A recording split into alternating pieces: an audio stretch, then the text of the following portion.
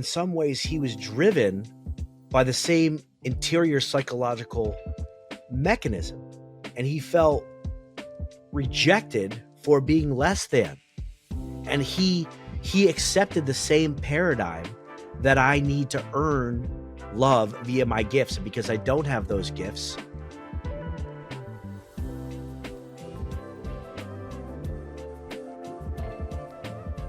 Gattaca is an interesting choice. it isn't. I'm very surprised by the choice. I'm very interested in why this movie is impactful for you. I have some ideas. Tell me about it. Tell me why this film. I'm so glad you chose it, because it's obviously a good film that was not a box office success. So I would never have heard of it, but I'm glad that I did. Yeah. Well, I have to be honest with you, in terms of its impact on me. This was not exactly a, deep emotional response. I found it profound and very, very prescient in a lot of ways. When you look at the direction culture is going, Yes. when you look at we're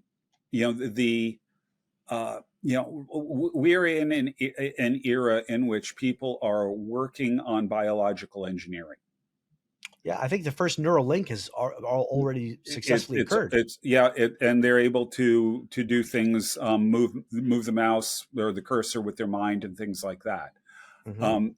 I mean, so and they're talking about gene therapy.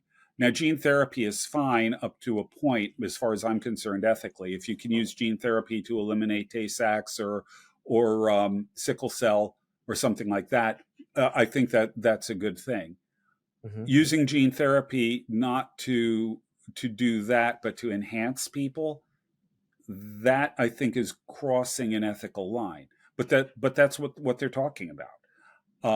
People are, designer babies, stuff like that is already happening to some degree. And Gattaca is taking that to a deeper level. It's positing that this is something that is going to be, for the sake of the plot, this is going to become the norm, and everybody is going to be engineered in such a way that they're not going to have any flaws. Right. And then those who choose not to, which the film portrays as the religious angle. Yeah. The God dash child, not Godchild, but the Godchild. Right. You see the rosary in the beginning with his parents. They will be discriminated against. Right. Yeah. And actually that line from Uma Thurman where she refers to him as, "You're a Godchild." That's the one time it's mentioned. But it's striking, because what it's saying isn't just that these are the religious people. They don't really talk much about religion. You do see the rosary. But what it's suggesting is that this is a person whose makeup was determined by God, not by the scientists. And what you see here, the discrimination. Oh, you'll notice in the voiceover, it's illegal, but they can always find ways of making it happen. Yes. And I think that is also true, actually, of pretty much all forms of discrimination. Yes. That's a fact of life. That is what happens. So you get now, the intriguing thing is, you will notice that the Valids virtually never express emotion. Yeah, very little. Yeah.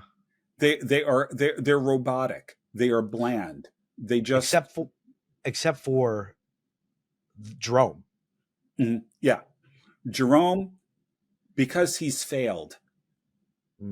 And his failure, he took second place rather than gold. He got a silver rather than a gold. And that was enough to make him want to commit suicide. Going back to our point about earning love. Well, or self-image. I am all of these things. I am genetically perfect. It's a matter of course. Of course, I'm going to get the gold. And then he doesn't. See, I can't separate those two things because I Mhm. think the two of them were like relationality and earning love and identity. I think they were interwoven. And when you compare Jerome to the new Jerome, Mhm. um, Ethan Hawke's character, uh, Vincent.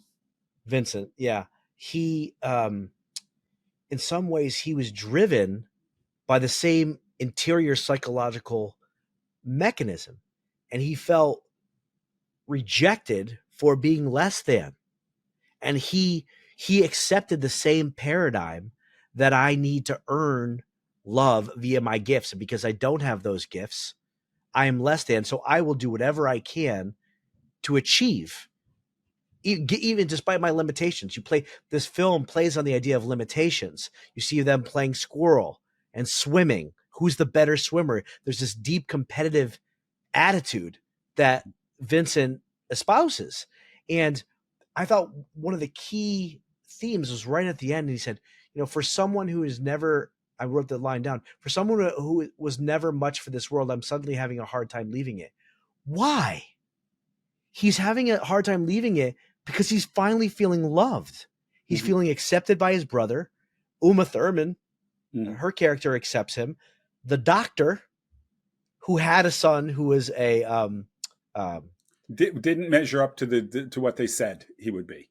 right, didn't measure up. It's like I love my son anyway, even though he's not those things. It was a father who let him go on the flight and accepted Ethan Hawke's character, and like that's what it is. It's that relationality, it's that acceptance and being loved, independent.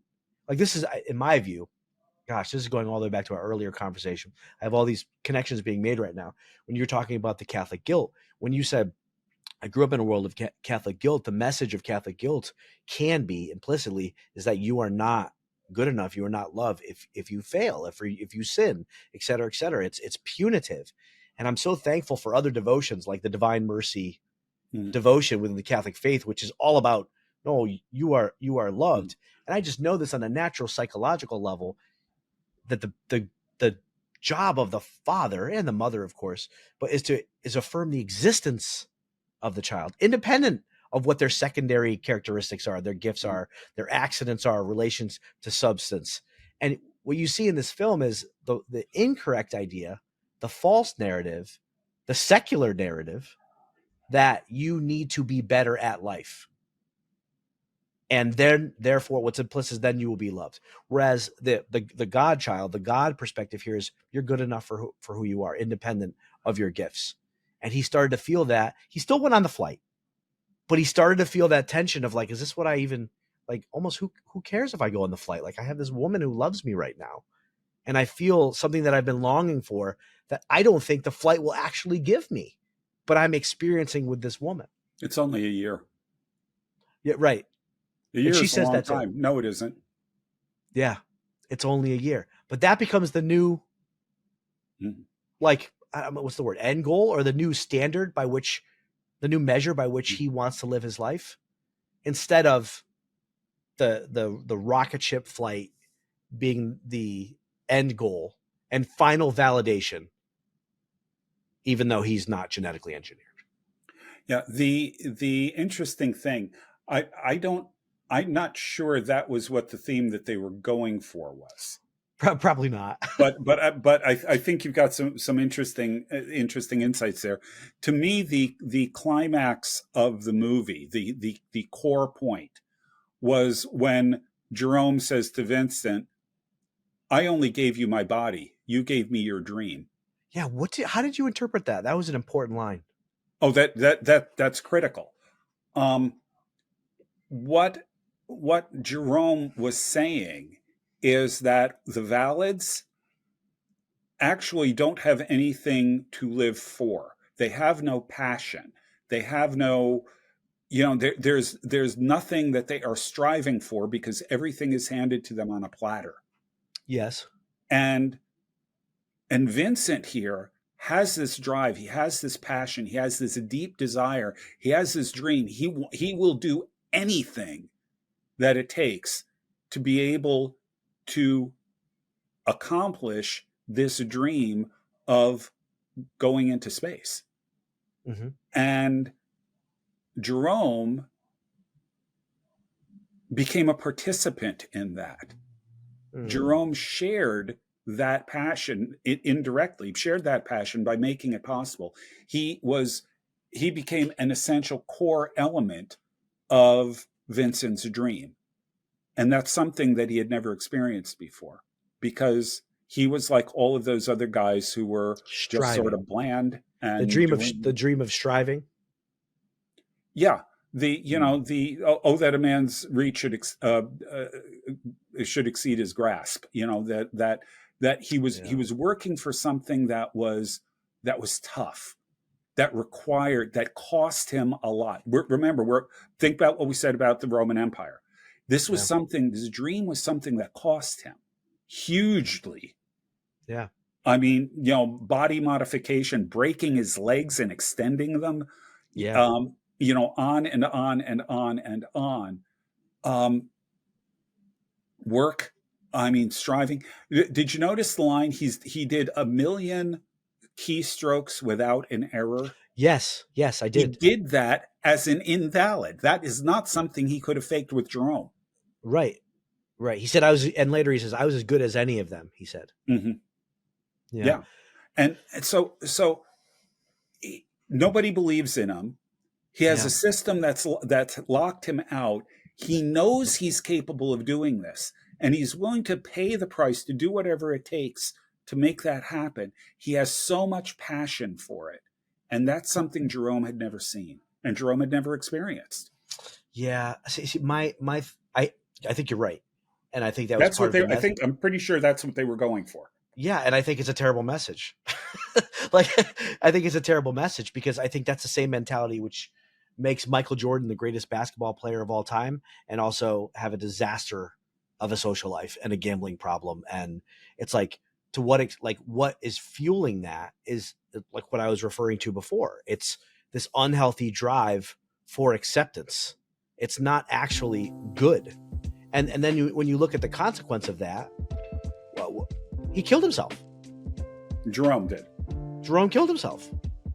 So Right, because it was necessary for Jerome to disappear, for Vincent to emerge as Jerome permanently. you saw that as like a self-sacrificial act. I saw it as a self-sacrificial act. I also saw it as rather pathetic.